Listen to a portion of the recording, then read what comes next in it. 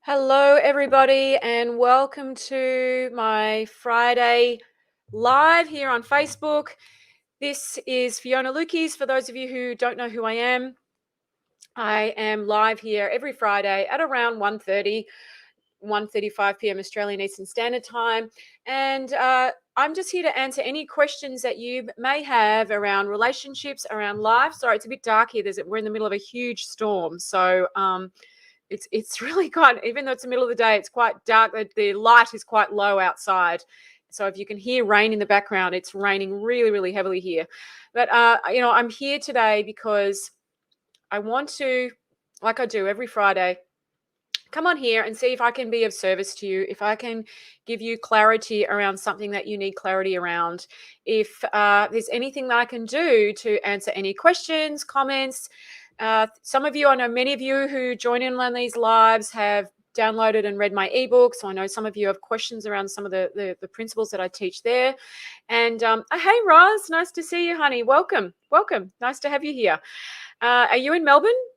Hi, Juno. How are you? Nice to see you. Thanks for being here. Lovely. Hello.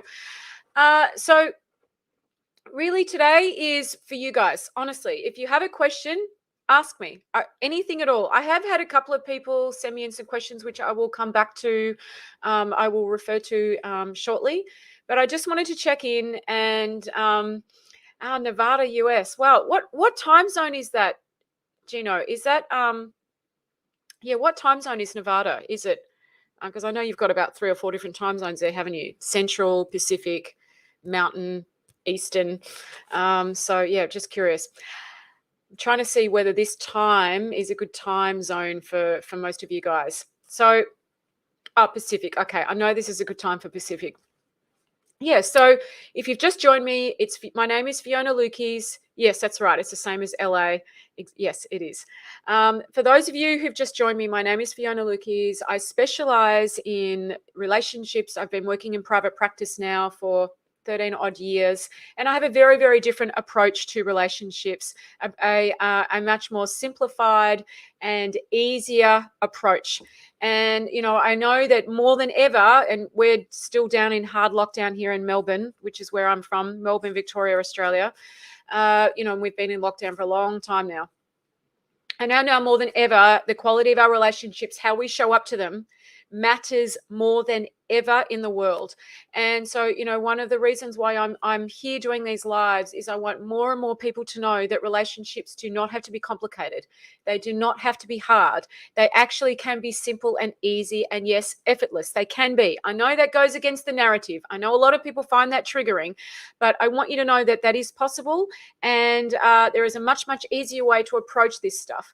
But what I want you to know is that no matter what's happened in your past, no matter what is going on for you even now, you can have this in your life. There can be ease and flow in your relationships, and anyone can be good at them. Anyone, no matter what. I come up against this a lot in my practice with people saying, "Oh, but I wasn't showing what love looks like as a child. I wasn't showing that I was showing that I was a difficult child or a problem child, or I wasn't showing that I matter as a child, and therefore it's hard for me now." And all I want you to know is, even if you weren't shown as a child, it doesn't matter. Okay, it doesn't matter. Once you have the understanding that I teach, once you understand just some basic truths about human beings, once you have that understanding, you actually realize that whatever's happened in the past does not matter. No, not anywhere near as much as we think it does.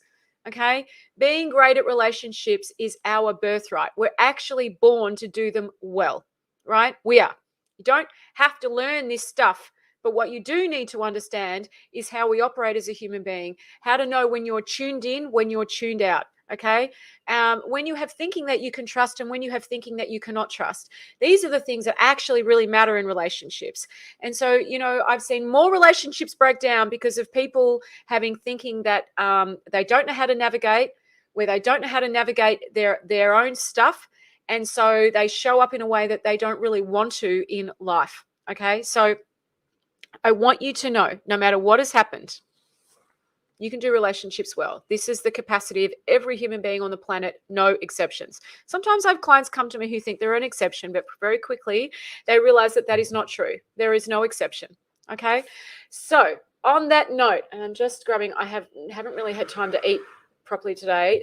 I've just been in back-to-back sessions since very early this morning. I'm just going to have a sip of my soup because I'm starving. Does anyone have a question, comment? Hey, Tanya, I know you're in New Zealand. Welcome to the live. Nice to have you here. Now, who has a question? How can I help you? How can I be of service? Is there anything that you would like to know? What is on your mind right now? What's going on for you? What can I give you clarity around? Hi, David. Where are you in the world, David? Just curious, because I know you're listening here on YouTube. Whereabouts in the world are you? I'm just always curious to know where people are. So feel free if you've jumped on to say hi and let me know where you are from and where you are in the world. I just get really curious to see what time zones this conversation works for. Now, whilst you guys are thinking about whatever question it is that you want to ask me, and I know some of you, Texas, okay, great. Well, welcome from Texas. What a great part of the world Texas is. There's some, I've got someone here from Nevada, someone here from Texas. Love it, love it, love it. Someone here from New Zealand, from Melbourne. I know there's more of you online. I am in Melbourne, Australia. So Victoria, which is the state I'm in, the city of Melbourne is where I'm at, and it is 1:45 in the afternoon on Friday in Melbourne, Australia right now. I know for most of you guys it's still Thursday evening there, but we're ahead of you here in Australia. So I'm just going to look up. I'm going to look up the question that I have that was sent to me earlier this week, whilst you just to see whilst you guys are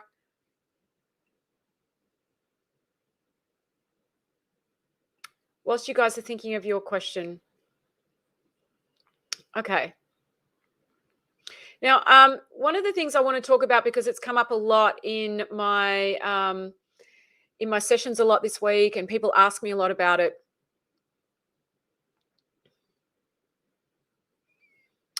Kirsty, hey, honey, nice to have you here. All right, before I go there, why do you think it's easier for people to be compassionate when dealing with sadness rather than anger outbursts? Isn't it the same but in different form? Look, it's a really great question, Kirsty. I think one of the things you need to understand is that anger is a protection mechanism. Okay? Anger is a self-protection mechanism. So, we have to understand when it comes to anger, when we are feeling disempowered or powerless, when we're feeling uncomfortable, and when we don't like that feeling, the quickest way to get your power back is to get angry, right? When we don't want to have an experience that we're having, the quickest way we can avoid that or distract ourselves from that experience is to get angry. So in many ways, whilst it's quite dysfunctional, and I say that from someone who used to be quite angry a lot, as you know, anger is a way of protecting yourself. Okay. And we do anger because when we're angry, we then don't have to look inside ourselves, because we're too busy looking at everything out here and going into blame and judgment mode. But really what we need to be doing is looking in. So if you're feeling angry, that's an invitation to look in. Now, I know you know what I mean by that, and some people on this call may not know that, on the live may not know that, but that is a clear invitation that you need to look in, honey. Because you are projecting. It's your way of saying, I don't want to have this feeling, so I'm going to get angry at everybody else, and then I don't have to have it. We're really good at distracting ourselves from feelings. Really, really good. Now, when you understand that feelings, there's no such thing as a solution to a feeling, when you understand that feelings are not to be avoided, that feelings are things that we are beautifully designed to move through, and when you understand the way people work and you can move through a feeling without the fear, without trying to control it, manage it, then you'll find that anger doesn't make so much sense, right? Anger is just a dysfunctional way of getting your power back and protecting you from having an experience you don't want to have. And I know that's not always easy to see. but it's very, very, very important. That is what anger is. Okay, it's a self-protection mechanism. And there's a much, much easier way to move through life than being angry. When you realize you don't need to protect yourself, when you realize that it's okay to ask for help, to lean on the people around you and actually give them a chance to step in and step up and contribute to you, then you won't feel the need to get so angry because you'll be resting in something else. Okay. Often we get angry because we don't want to ask. We don't want to admit that we're feeling vulnerable. We don't want to admit that we're struggling. We don't want to admit that we're feeling raw. We don't want to have that experience. Okay. We just don't want it. And so anger is a really great way to avoid experiencing something. And that's why I say it's a self-protection mechanism. But really, anger is an invitation for you to look inside yourself and see where you're coming from. Because generally, people who are angry are super sped up. They're coming from judgment. They're coming from blame. Everything is distorted. The lens that you are looking at is distorted when you are angry. So you can't trust the lens in which you are viewing the world. And so anger is a really great way of letting you know that you have an untrustworthy lens. Okay. The lens you're looking at is dirty. It's smudged. And that's an invitation for you to stop. Wait for it to pass and wait for a different lens to show up, because you know that's how it works, honey, right? Wait for a different lens. You've got to be patient. But the problem when we're angry is we look out here, we justify our anger, and then we find 1,000 reasons why it's okay to be angry without realizing that the lens that we're looking through is what is creating the evidence in the first place. That evidence doesn't actually exist when you're not looking through that lens.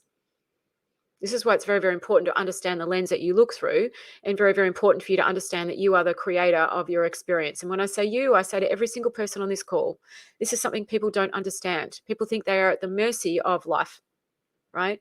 They are at the mercy of something or someone else. And that's just not true. But I appreciate that is the narrative that we've been taught. That's what we've been conditioned to believe. And that narrative is extraordinarily damaging and destructive in relationships. Okay. So hence why it's a big part of what I teach. And when people see that they are the creator, that they are more powerful than they can ever possibly imagine, that they have the opportunity to choose something else, they do. David, how are people in Australia reacting to the crisis in Afghanistan? Well, I can't speak to everybody in Australia, for everybody in Australia, David. And, there's lots of different things going on in Australia at the moment. We are in, we're in a pretty harsh lockdown here, and there's a lot of protests and a lot of upset people around that. Not all of Australia, but particularly in Melbourne, where I live. I can say I'm from speaking for myself, I find what's going on in Afghanistan to be absolutely horrific. And my heart goes out to those people, and I cannot even begin to comprehend or imagine what they are dealing with. It is heartbreaking on so many levels. I have no words for what those people are, other than they have my deepest compassion. Not that really helps anybody, but I find it to be just horrendous. And I know there are many, many people in Australia who feel that way. Hello, Leanne. Hi, nice to have you on the call, honey. Where are you from? Please feel free to say hi and let me know where in the world you are listening from.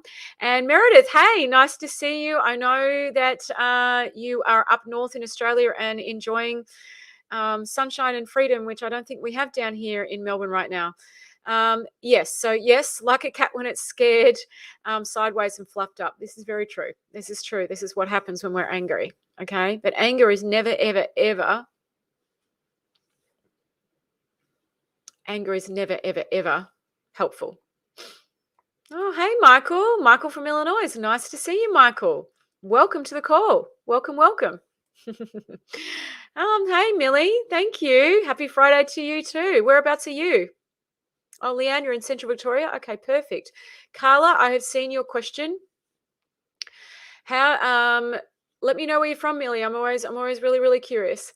Oh, you're from my neck of the woods in Melbourne. Okay, beg your pardon. Sorry, I misunderstood that. You're in Melbourne as well. Okay, welcome, Millie. Okay, Carla, I have a question. How do you know if you're making the right life choice between jobs? I can't decide. I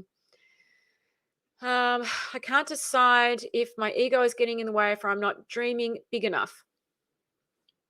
Well, as with anything in life, Carla, how do we know? We know by the quality of the feeling we're in. The feeling, as I say to all of my clients, and one of the things I teach in my online program, Relatable, the feeling you are in is the yellow brick road of life.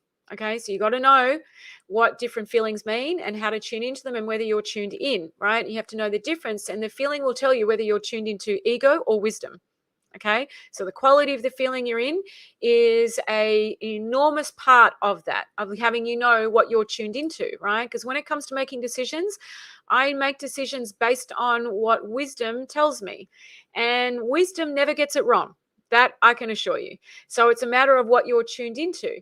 So if you want to give me a little bit more context around your question, how do you know if you're making the right life choice? Can't decide if my ego is getting in the way. I don't know what there's obviously concern there. I don't know what your concern is. So if you want to give me a little bit more context, I'm happy to answer that for you. Oh, you guys are in lockdown in Port Stephens as well, Meredith. Okay. Yeah, I think we're probably the only places that are. The rest of Australia seems to be the land of the free, except for us here in Melbourne and New South Wales. Okay. So you let me know about that, Carla, and I'm going to come back to what I was going to say before about narcissism. I have a lot of people ask me about narcissism, and as someone who fled a relationship from a narcissist many, many years ago now, and that's the reason why I now do what I do. So in many ways, I learn an enormous amount of things from that. I do think narcissism is something that's bandied around a lot now, and it's not necessarily narcissism. I just think when someone is shut down and stuck and frightened, they can exhibit narcissistic tendencies. But when you are dealing with a narcissist, because there are a couple of clear signposts around that. Number one, a narcissist will rewrite history and then believe what they have rewritten. So they will convince you that it is nighttime when it's daylight. They will convince you that the color blue is actually the color red. And the reason they're so convincing is they believe what they are saying. Okay. So, a trait with a narcissist is they will literally turn everything around, rewrite history, and make it your fault. Okay. That is what goes on all the time. And it's a tricky thing because the more you engage, the more you feed that. Now, I had someone send me an email and say, can a narcissist be helped? Well, I believe anyone can be helped. Anyone can turn something around, but it's a matter of whether they want to. Okay. If someone doesn't think they have a problem, then in their mind, there is no problem. All right. So there is no problem if someone doesn't see something as a problem. So it really depends on whether that person is looking for help and whether they want to change. So if there is someone looking for help and they want to change, then yes, I do believe they can. And I have helped narcissists before, or people with narcissistic tendencies, but generally someone who has strong narcissistic tendencies is not looking for help. Okay. All right. So it depends. If someone is looking for help, I always say this to my clients and my students, I can handle the how, you have to bring the want. The want is on you. So if someone doesn't want to create change, then they will not. And it doesn't matter whether you're a narcissist or not. So you have to be looking for help and you have to want to create change. If the want is there, anything is possible. Okay, so I have worked with people with narcissistic tendencies, and yes, I have helped them. But the caveat is they have been looking for help. Okay, is it possible to live harmoniously with a narcissist? Only if they are prepared to admit that they are contributing to the problem. So if someone is not prepared to take ownership over their contribution, then that is difficult. Yes, because you are constantly at the mercy of their mood and you are constantly giving your power away. So whenever you are in a situation where you are giving your power away, where you believe your well-being depends upon somebody else, then it is difficult to live harmoniously. All right. However, you can have ease around that. Okay. But you have to understand what belongs to you and what belongs to somebody else. All right. So there are many people out there that take on board things that do not belong to them. And they try and fix them, they try and manage them, they try and make them okay, instead of allowing the other person to move through what they need to move through. So when you take responsibility for things that are not yours, you are bound to be disappointed. And then you have to live in the feeling of that. So it's very, very important to understand that when you are giving your well-being or handing your well-being over to something or someone else, then you are bound to be disappointed. And I see people handing their well-being over all day long. They don't realize that's what they're doing. It's very innocent, but this is what I see people doing all day long. So you have to look inside yourself and ask yourself, am I handing my well-being over? Is my well-being dependent upon a situation or a person? This is very, very, very important. Okay. And one of the very first parts of the modules I teach in my online program, Relatable, is where well-being comes from, what that means, and how to access it within yourself, so that you never ever have to hand that over, right? Or if you are, you realize what you're doing, and so you can make a different choice. This is very, very, very important. Okay. Now, Millie, if you are your husband's carer and that works for you and you get joy and well-being from that, good for you, right? But this is where you have to ask yourself, is that working for you or not? Okay. And there will be times, of course, when it's not. There are always things in life that don't work for us. But it's more about it's not so much the times where it's not working for you, but it's more about recognizing the times where there is a constant feeling of dissatisfaction or unease around something. That's when you have to check in with yourself. Is this right for you? Okay. And are you coming from the right place within you? And are you tuned into you? Very, very, very, very, very important, because this is how you get to see that you are the creator of your experience.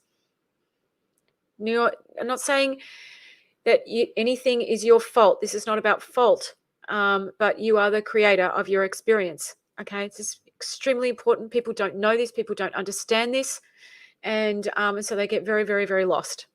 Okay. Okay, coming back to your question. Carla, I think you've given me a little bit more context around that. The company I work for is just shut down due to COVID. I could have a job in a few weeks, easy to stay. I've been offered some new opportunities, which wouldn't be easy, and it's a little scary. Well, what does your gut tell you, Carla? What's the first thing that comes to mind? Because I can already read here what your gut's telling you, to be honest. I can see it clear as day. But I'm not going to point it out for you, because it has to come from you. If you were to tune in, my relationships are awesome. Thanks, Nate. Really great. Yep. So great question. How are my relationships? My relationships are fantastic. And one of the reasons I say that, so come back to me, Carla. Okay. Well, if that's what you want. Sorry, my husband's just walked, come in the door and my dog's barked. Well, Carla, if you want to stay, if that's what makes sense to you, then tune into that. If that's what feels like your truth, right? Easy. Truth speaks really, really clearly. Truth cuts through the noise like a hot knife through butter. Okay? That's what we all want to be tuned into, is our own truth. Okay? Very, very important.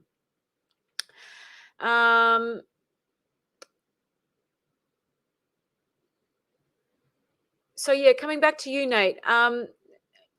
One of the things I want to just mention, for those of you who don't know my story, but I can honestly say my relationships are fantastic, and I say that because about 9 years ago, my husband and I were in a very dark place. We were not doing so well. I had a lot of doubts about many, many things in my marriage, and I discovered something. I came across something that completely changed my life, and it is now the basis of everything that I do, and the basis of my work, the basis of every single thing that I teach. And I can honestly say that understanding has completely turned things around. My husband and I could not be closer. And if you had told me 9 years ago that was possible, I would have said to you that it is not possible.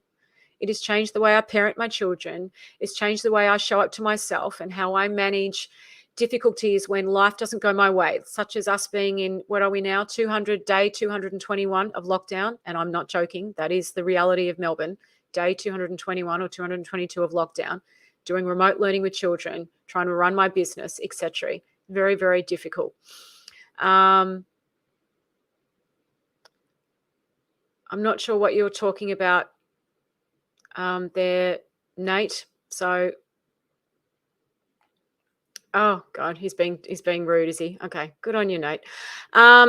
So thanks for jumping on board. Now, oh, no worries, Carla. You go do that, honey. You do whatever you need to do. Hey, don't worry about people like Nate. That says more about him than it does about anybody else. All good. You know, people like that. It's all right. I've just blocked him. So it's all good. I'm used to this is part and parcel of when you put yourself out in public, right? Okay. You get people who, and this is where there's a great quote. I was showing this to one of my clients this week. Fantastic quote, which I would advise you all to pin up on your wall at the moment. It's a fantastic quote by Theodore Roosevelt called The Man in the Arena. And what I love about that quote, for those of you who don't have it, it's absolutely phenomenal. He talks about the fact that unless you're in the arena, unless you're putting yourself out there, unless you're giving it a go, it's the man, and a man being human, all right, not male. It's the person who's in the arena, falling down, picking themselves up, covered in dust, sweat, and all the other things that come when you put yourself out there, when you're making a difference and you're doing your best. Unless you're in the arena, I'm not interested in your feedback, but that's okay. People like that, yeah, just send them love and send them on their way. Thanks, Millie. Appreciate that, honey. Just want to make sure that I've covered.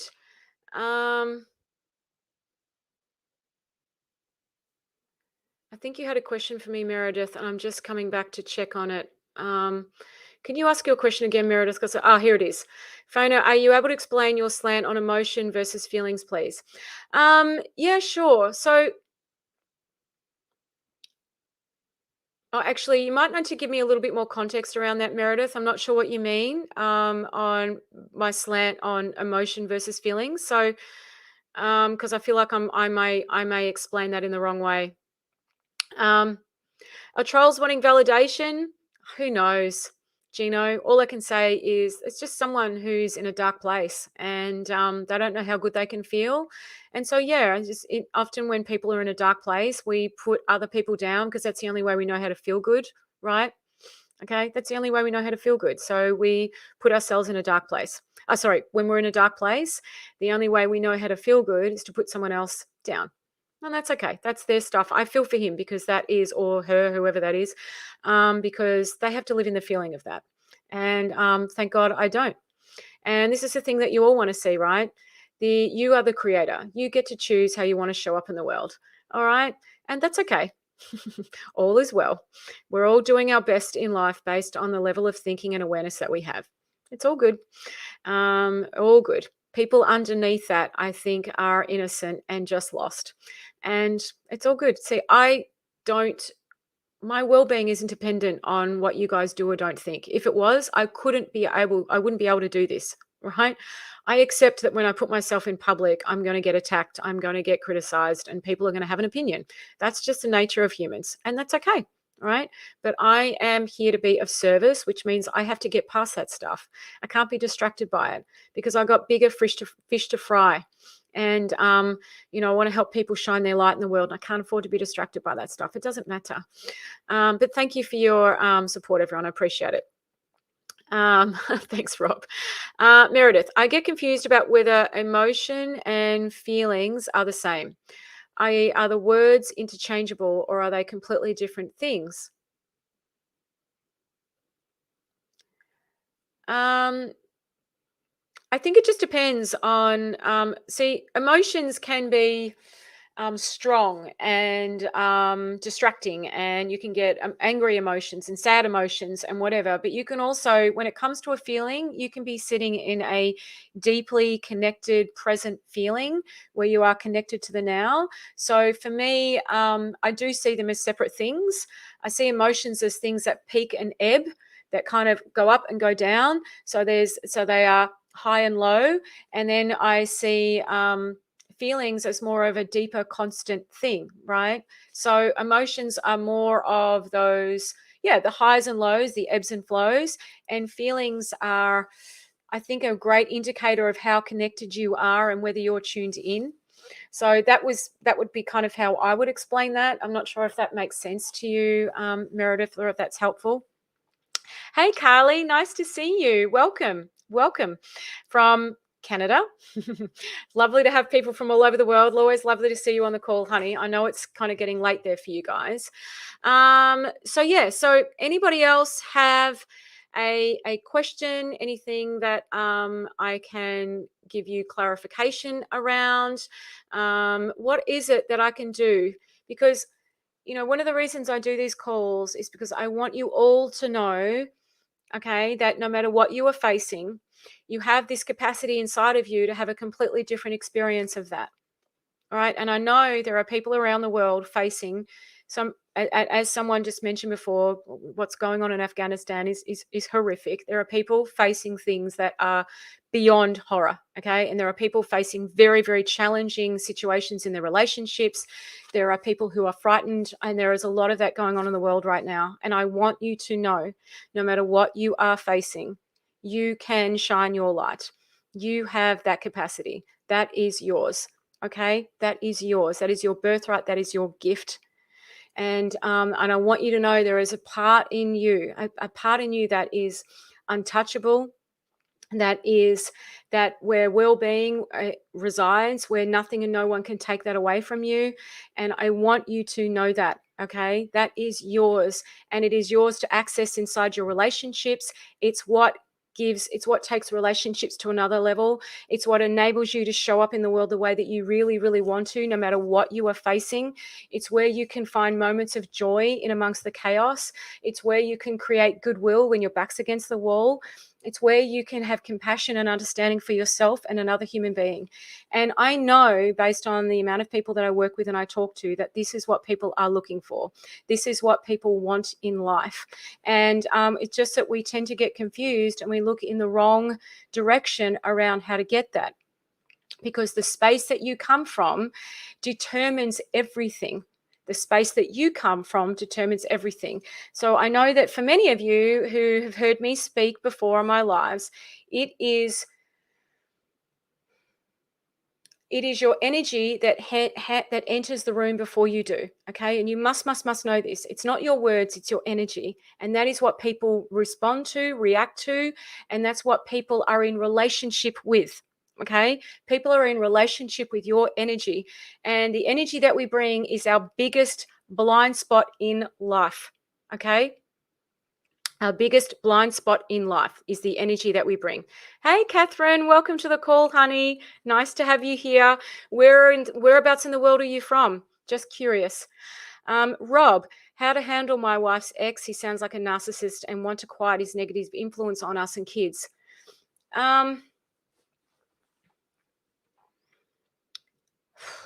It's a tricky one, Rob. I think what you have to understand is that when you're dealing with, if this person is a narcissist, again, narcissism is something that gets bandied around a lot, and it's not necessarily narcissism. So without knowing the ins and outs, but you have to understand a narcissist will never take on feedback ever. So confronting them generally doesn't make any difference. What I found in dealing with the narcissist that was in my life for many, many years was that when they were being abusive and difficult, I just didn't respond. I started to teach them that if they wanted to communicate with me, they had to be polite. And if they weren't doing that, I would give them nothing back. Nothing, literally nothing, no communication. So I would only communicate when they were pleasant, and I would not communicate when they were being abusive, rude, attacking, judging. I would just not communicate. Now, I made that very, very clear in the beginning. I just said, I will not communicate with you when you abuse me, when you judge, when you attack. I will not. And so I stuck to my word, though. I just didn't. And so what's really, really important is that you have to understand when people, whether someone is prepared to take on feedback or not. And if you're dealing with someone who won't, then there's really no point confronting them. But you can teach them and train them on how you want to be treated and what works. And one thing I will say, what really helped me is that my husband in the end started to deal with him because it just became too difficult. And he was much, much calmer and better with my husband than he was with me. So, we got to a point where I just said to him, look, I think it's better if you just communicate via my husband. And he was a lot better behaved that way because, he was a bit of a bully and didn't want to bully my husband, but was happy to bully me. So that worked for us.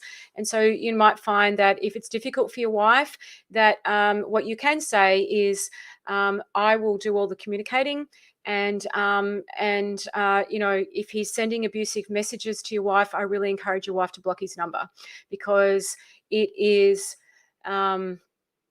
it's very intrusive when people have access to your phone and are able to are able to have access to you and send horrible, vile messages. So there's nothing wrong with her blocking his number and just saying, if you want to communicate, you can text me or you can send us an email. There's nothing wrong with that, Rob, and it just gives your wife a break. So if she is being attacked like that and it is challenging for her, that is what I recommend, and just giving her a break from it. Now, I don't know the ins and outs of your situation, but if you don't want him to have a negative influence on yourself and the children, then you've got to stop engaging. Okay, just don't engage at all. Just keep it to the facts and nothing else. And if you get attacked or he says something that's unfair, don't argue, don't justify. Let him go on his merry way. You don't need to prove anything to him. Okay, you really don't. You don't need to change his mind. You really don't. There's nothing to prove. There's nothing to say. There's just nothing. It's like, let him go on his journey and on his way, and don't allow him to change whatever beautiful thing you are creating within your family and within your home. I made that decision a long time ago. So he wasn't discussed in the home. I never brought him into the home. I'm like, I'm not going to let you have any more of me. I've given enough of that away. And it was actually really easy to do in the end. Okay, so I hope that helps. Oh, good. I've just seen your comment. Good, thank you. I'll just let him live his misery and stay out of the ring. That's exactly right, Rob. All is well. You know, it's one of the things you need to realize in life. There is nothing for you to prove, and there's nothing for you to defend. Okay, nothing. When we stop feeling the need to prove and justify ourselves, life becomes infinitely easier. Allow people to have whatever their opinion is. It's all good. That's their stuff. People who judge and attack just says more about them and the space that they live in their head. I don't have to defend myself against that. And none of you need to defend yourself against anyone who's doing that. All right? You really don't. We don't owe people an explanation. You have nothing to prove. You have nothing to defend. Very, very, very important. Okay? Very, very, very important. Okay, so just checking before I sign out, because I have a session that's starting really soon. Is there anything else that I can help you with? I know a couple of you are asking about my program Relatable, so I'm going to put the link for that up here for you. Where is that? Here is the link for that there. We have an amazing time in Relatable. We really, really do. Extraordinary conversations, unlike anything you will have anywhere else. I promise you, it is just an extraordinary conversation where we look at how you can be more relatable, how you can have amazing relationships, and how you can have more ease and flow in every single relationship in your life. And as you do that, you will notice that you have more ease and flow in every single area of your life, right? There are people discovering things about themselves. Thanks so much, Carly. Carly's one of the participants in Relatable and has having an extraordinary experience, as we have many times, Carly. Love having you in the program. Love having you part of it. It's just wonderful.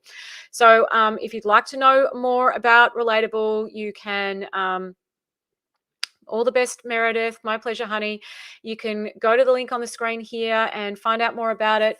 Otherwise, if you have a question for me, feel free to tune in next Friday. I'll be here at 1:30 p.m. Australian Eastern Standard Time.